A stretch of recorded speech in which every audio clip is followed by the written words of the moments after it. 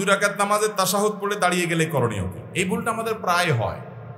ধরেন আপনি ফজরের 2 রাকাত সুন্নত পড়তেছেন, সুন্নত পড়লে 2 রাকাত সুন্নত, অতএব দ্বিতীয় রাকাতে আপনি সালাম ফিরে ফেলবেন, তাশাহুদের পরে দুরূদ পড়বেন, দোয়া মাসুরা পড়বেন, পরে সালাম ফিরে নামাজ শেষ করবেন, তাই না? এখন দেখা যায় নামাজে আমাদের মনোযোগ না থাকার কারণে বা অন্য যে কোনো কারণে হোক, দ্বিতীয় রাকাতে আমার সালাম ফেরানোর জায়গায় আমি এটাকে 4 রাকাত বিশিষ্ট নামাজ মনে করে উঠে দাঁড়ায় গেলাম। কি হবে এখন? এর উত্তর হলো, যদি উঠতে গিয়ে মনে পড়ে এখনো সোজা হয়ে দাঁড়ান নাই, বরং বসার দিকে বেশি ঝোঁকা আছেন, জাস্ট একটু উঠতেছেন, এর মধ্যে মনে পড়ে আরে আমি তো 2 রাকাত নামাজ পড়তেছি, আমার তো দাঁড়ানোর কথা না, তাহলে ওই অবস্থা আবার ফেরত বসে যাবেন, বসে সালাম ফিরে ফেলবেন, নামাজ হয়ে যাবে, সিদ্ধা সাহুটাও কিচ্ছু লাগবে না। যদি একটু উঠতে গিয়েই মনে পড়ে যায়, বুঝেন নাই, বসার দিকে বেশি ঝোঁক আছে, এই অবস্থায় মনে পড়ে গেছে, তাহলে বসে সালাম ফিরে ফেলবেন, নামাজ হয়ে যাবে। আত্মায়াতুল তো পড়ছেনই, এবার দুরূদ দোয়া মাসুরা পড়ে সালাম ফিরে ফেলবেন, শেষ। কিন্তু উঠে গেছেন প্রায় দাঁড়ানোর দিকে বেশি, পিঠটা বেশিরভাগ সোজা হয়ে গেছে, এখন দাঁড়ানোর দিকে আপনি বেশি চলে গেছেন, বসা থেকে দূরে চলে গেছেন, এরকম অবস্থা যদি মনে পড়ে, তাহলে সেক্ষেত্রে আপনি বসে সেজদায়ে সাহু দিবেন, সেজদায়ে সাহু দিয়ে কি করবেন? নামাজ শেষ করবেন। আর যদি একেবারে ফুল দাঁড়ায় গেছেন, অনেক সময় দেখা যায় আরেক রাকাতও পড়ে ফেলছেন, এরপরে মনে হয়েছে, তাহলে সেক্ষেত্রে তার সাথে আরো 1 রাকাত পড়ে মোট 4 রাকাত করবেন, করে শেষে সেজদায়ে সাহু দিয়ে দিবেন, তাহলে কি হয়ে যাবে? নামাজ হয়ে যাবে। তাহলে 3টা সিস্টেম হলো। এক হলো বসা থেকে একটু উঠতে গিয়ে মনে পড়ছে, তাহলে বসে ওই যে দোয়া মাসুরা দুরূদ পড়ে সালাম ফিরে ফেলবেন। আরেকটা হলো উঠার দিকে বেশিরভাগ চলে গেছেন, উঠার দিকে বেশিরভাগ উঠে গেছেন, তাহলে 2 রাকাত ফরজ নামাজ যদি হয়, যেমন ফজরের ফরজ নামাজ 2 রাকাত, এখানে 2 রাকাত পড়াটা ফরজ, তাহলে সেক্ষেত্রে আপনি অবস্থা বসে যাবেন, বসে সালাম ফিরা সিজদায়ে সাহু দিবেন, যেহেতু দাঁড়ানোর দিকে বেশি হয়ে গেছে। কথা কি বুঝাতে পারছি? এভাবে নামাজ হয়ে যাবে ইনশাআল্লাহ তাআলা। এরপরে প্রশ্ন হলো, জামাতে নামাজ পড়ার সময় রুকু না পেয়ে ইমাম সাহেব পরের রাকাতের জন্য যতক্ষণ পর্যন্ত দাঁড়াননি বা বসেননি ততক্ষণ পর্যন্ত তাকবীরে তাহরিমা না বেঁধে দাঁড়িয়ে থাকে, এ ব্যাপারে জানতে চাই। জামাতে নামাজ পড়ার সময় যারা রুকু পান নাই, তারা যেটা হয় আর কি আমাদের দেশে, আমি সিনারিওটা বলার চেষ্টা করি, প্রথমে দৌড় দেয়, আইসে ইমাম সাহেবরা ধরার চেষ্টা করে রুকুতে, ধরতে পারলো না, ও শিট, ইমাম সাহেব রুকুতে পারলাম না, বেটা উঠে গেছে ইমাম বেটা।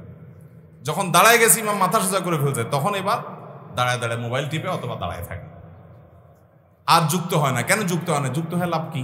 রাকাতটা তো কাউন্ট হবে না, লাভ কি? তার চেয়ে দাঁড়ায় থাকি, তামু খাই। তো এবার ইমাম সাহেব সেজদা দিয়ে উঠে রাকাত শেষ করে আবার পরের রাকাতে উঠলে তখন যায় যোগ দেয়। আছে না অনেকে এই কাজটা করে? খুবই খারাপ কথা। কেন? কারণ নামাজ যদি আপনি যুক্ত হয়ে যান, রাকাতটা কাউন্ট না হোক, আপনি একটা সেজদা পাবেন, তাসবিহ পাবেন জামাতের সাথে, সব হবে কি হবে না? একটা সেজদা খায়রুম মিনাদ দুনিয়া ওয়া মা ফিহা, কত মর্যাদা একটা সেজদার, আপনি দাঁড়ায় থাকলে কি সওয়াব হচ্ছে। এজন্য রুকুতে ইমাম সাহেবকে যদি নাও পান, ছুটে গেছে, আসে চেষ্টা করছেন ধরার, পান নাই, কোনো অসুবিধা নাই, ইমাম সাহেব দাঁড়ায় গেছেন রুকু থেকে, আল্লাহু আকবার বলে আপনি দাঁড়ায় যান, আপনি সেজদায় চলে যান, আপনি বৈঠকে চলে যান, এমনকি এক সেজদা দিয়ে ফেলছে, আরেক মাস উঠছে, ওইখানে যে অবস্থা পান সে অবস্থায় যুক্ত হয়ে যান। আপনার 2 সেকেন্ডও যদি নামাজে শামিল হন জামাতের সাথে, তার সওয়াব পাবেন কি পাবেন না?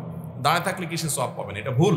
তাহলে রুকুতে ইমাম সাহেবকে আয়সা ধরতে পারেন না, এই জন্য দাঁড়ায় থাকবেন যে আবার দাঁড়াক তারপরে আমি যোগ দিব, এটা ভুল। যে অবস্থা আছে সে অবস্থা যুক্ত হয়ে যেতে হবে, যদিও রাকাত কাউন্ট হবে না রুকুতে না পেলে। আর রুকুতে ধরার জন্য ইমাম সাহেবকে দৌড় দিবেন না, আস্তে আস্তে যাবেন। নবী সাল্লাল্লাহু আলাইহি ওয়াসাল্লাম বলেছেন, ফামশু আলাইকুম বিসাকিনা, ইমামকে ধরার জন্য তোমরা আস্তে আস্তে যাবে, ধীরস্থিরতার সাথে যাবে, তাড়াহুড়া করে যাবে না। ফামা আদরাকতুম ফাসাল্লু ওয়া মা ফাতাকুম ফাতিমু, এরপরে যা পাইছো তা পড়বা, আর 2-1 রাকাত ছুটে গেলে সেটা পরে পড়বা। আল্লাহ আমাদেরকে সঠিকটা আদায় করার তৌফিক দান করুন। সর্বশেষ প্রশ্ন, আমি প্রায় জায়গায় দেখি যে সিগারেট খেতে খেতে অজুখানা পর্যন্ত যায়, তারপরে অজু বানায়, এরপরে সিগারেটের প্যাকেট নিয়ে মসজিদে প্রবেশ করে। আবার দেখি আর কিছু মানুষদের দেখি মসজিদ থেকে বাহির হতে না হতেই সিগারেট ধরানো শুরু করে। এমনকি আমি নিজেই এরকম একটা মানুষের পাশে নামাজ পড়ার সময় অস্বস্তিকর অনুভব করছি। এই নামাজটা কতটুকু ইসলাম সম্মত? ভাই, ধূমপান করা জায়েজ নাই, গুনাহের কথা, খুব অপরাধের কথা, গুনাহের কথা, নোংরামি এটা। আল্লাহ রাব্বুল আলামিন এই নোংরা কাজটা আমাদেরকে পরিহার করার তৌফিক দান করুন। যদি কেউ ধূমপান করেন, ওই ব্যক্তি মসজিদে নামাজ পড়তে গেলে তিনি ভালো করে মুখ পরিষ্কার করবেন, দুর্গন্ধ দূর করে তারপরে মসজিদে যাবেন। অবশ্য ধূমপানের কারণে মুখের যে দুর্গন্ধ হয় নর্দমার দুর্গন্ধটা আর একটু ভালো থাকে ওইটার চাইতে। এটা দুর্গন্ধ দূর করা এত সোজা না। ওইটা দুর্গন্ধ দূর করতে হলে কাঁঠাল খাওয়া ছাড়া কোনো উপায় দেখতেছি না। মালয়েশিয়াতে একটা ফল আছে কাঁঠালের মতো, এমন গন্ধের গন্ধ, মানে গন্ধ বলতে খারাপ গন্ধ না, ফলের যে গ্রান সেটা আর কি, যে ওইটা পুরো পরিবেশকে, ওইটা শুধু খোলাও লাগে না, ওই চামড়ার ভিতরে আছে ফলটা, এমন গন্ধ হয়ে যায়, ভয়াবহ অবস্থা। যাই হোক, তো এইরকম কোনো ফল খাওয়াইতে হবে ওই লোকের ধূমপানকারীরে, যে এরপরে যদি মুখের দুর্গন্ধ যায় আর কি। যাই হোক, যেভাবেই হোক, আপনি ব্রাশ করে হোক, পেস্ট দিয়ে হোক, যেভাবে হোক মুখের দুর্গন্ধ দূর করে তারপর মসজিদে যাবেন। দুর্গন্ধ নিয়ে মসজিদে গেলে ফেরেশতাদের কষ্ট হয়। তাতাআজ্জাল মালায়েকা বিমা ইয়াতাআজ্জা বিহি বানু আদম, হাদিসে আসছে মানুষের যে সমস্ত কিছুতে কষ্ট হয় ফেরেশতাদেরও সেগুলোতে কি হয়, কষ্ট হয়। অতএব মুখে যেন দুর্গন্ধ হয় এরকম দুর্গন্ধ নিয়ে আমরা যেন মসজিদে না যাই। চেষ্টা করবো তো ইনশাআল্লাহ বেঁচে থাকার। আল্লাহ আমাদের তৌফিক দান করুন। আমি একবার ঢাকার একটা হাসপাতালে পাশের মসজিদে আপনার নামাজ পড়তে গেছি। জামাতে নামাজের সময় আমার পাশে এরকম এক আসামি দাঁড়াইছে, বিড়ি খেয়ে আসছে, এমন দুর্গন্ধ আর গায়ে ঘামের গন্ধ সব মিলে একটা এমন বিশ্রী অবস্থা, আমার বমি হয় ভাব। বহুত কষ্টে নামাজটা শেষ করছি। আমি চিন্তা করলাম নামাজের পর লোকটা বলা দরকার, আবার বললো যদি ঘুষি টুসি মারে বসে আরেক মুসিবত। তো আমি একটা কাগজ কলম নিয়ে তাড়াতাড়ি করে লিখলাম যে ভাই, আপনার এই দুর্গন্ধে আমার যা কষ্ট হয়েছে, আপনার জাহান্নামে যাওয়ার জন্য আর বেশি কিছু লাগবে না, এবার মানুষকে নিয়মিত কষ্ট দিলেই চলবে। অনুগ্রহ করে পরিচ্ছন্ন থাকবেন, দুর্গন্ধ রাখবেন না, আর ধূমপান ইত্যাদি ত্যাগ করবেন। মানে এই দুর্গন্ধের বিরুদ্ধে একটা চিরকুট লিখে সেই লোক যখন আপনার সিজদায় গেছে তাড়াতাড়ি করে আসতে আমি এরকম তলে ঢুকায় রেখে আইজো দৌড়কাইল, যে আমার কাজও হয়ে গেছে, পিঠও বেঁচে গেছে। তো এরকম যদি কোনো ভাইয়েরা করেন, যদি মনে হয় না বুঝাইলে বোঝানো যাবে তাহলে সুন্দর করে বুঝাই দিয়ে, আর যদি মনে হয় বুঝাইলে আরো উল্টা উনি রিয়্যাক্ট করবে, তাহলে যেভাবেই হোক তাকে নাসিহা করতে হবে। আল্লাহ তাআলা আমাদের এই বদভ্যাস ত্যাগ করার তৌফিক দান করুন।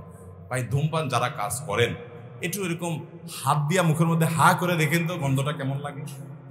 আরে ভাই, নর্দমার গন্ধটা আর চেয়ে ভালো হয়, কোন রুচিতে দেয় এটা খাওয়ার জন্য। আল্লাহ আমাদেরকে নোংরা রুচিটা পরিত্যাগ করার তৌফিক দান করুন। যেটা মানুষের জন্য, স্বাস্থ্যের জন্য ক্ষতিকর সেটা পান করে, সেটা খাওয়া মানুষের জন্য জায়েজ নাই, সেটা গুনাহ। এই গুনাহটা আমরা অনেকে অহরহ করছি। রমজান আসছে সামনে, ধূমপান ত্যাগ করার জন্য সবচেয়ে উত্তম সময় রমজান মাস, কারণ সারাদিন কিছু খাচ্ছেন না। ইফতারের সময় প্রথমে আসছেন মাগরিবের নামাজে, মাগরিব পড়ে যায় আবার দ্বিতীয় ইনিংসে বসছেন ওই যে হালিম টালিম এগুলো নিয়ে, ফালুদা টালুদা, ফল আইটেম। সেকেন্ড ইনিংস মাগরিবের পরে, দোনো ইনিংস শেষ করতে করতে এশারের আজান হয়ে যায় প্রায়। এরপরে আপনি তাড়াহুড়া করে মসজিদে আগে চলে যান, একটু আগে চলে যান নিজেরা একটু শাসন করার জন্য। তারাবি পড়ে আসতে আসতে রাতের শোয়ার সময় হয়ে যায়, চটপট চালাকি করে তাড়াতাড়ি শুয়ে পড়েন। এই টাইমটা একটু কষ্ট করে টিকেন, এরপর ঘুম থেকে উঠলে তো সাহারি খাবেন, আবার রোজা শুরু হয়ে যাবে। একটা মাস এক্সারসাইজ করলে ইনশাল্লাহ দেখবেন ধূমপান ত্যাগ করা অনেক সহজ হবে। আমরা অনেকে ধূমপান ত্যাগ করতে মনে করি যে রমজানে কেমনে সম্ভব। রমজানে হিসাব করেন 13 ঘন্টা যদি রোজা হয়, ইফতারিতে 1 ঘন্টা যায় 14 ঘন্টা, তারাবিতে 1 ঘন্টা যদি যায় তাহলে 15 ঘন্টা, আসা যাওয়া মসজিদে আবার আরো 1 ঘন্টা মিলায় ধরেন ওযু টুজু সহকারে 16 ঘন্টা, সাহারিতে যদি 1 ঘন্টা হয় 17 ঘন্টা, আর 6 ঘন্টা ঘুমান 23 ঘন্টা, শেষ তো। আর 1 ঘন্টা একটু কষ্ট করলে কি করা সম্ভব? ধূমপান ত্যাগ করা সম্ভব। আল্লাহ আমাদের সবাইকে এই নোংরা অভ্যাসটা দূর করার তৌফিক দান করুন।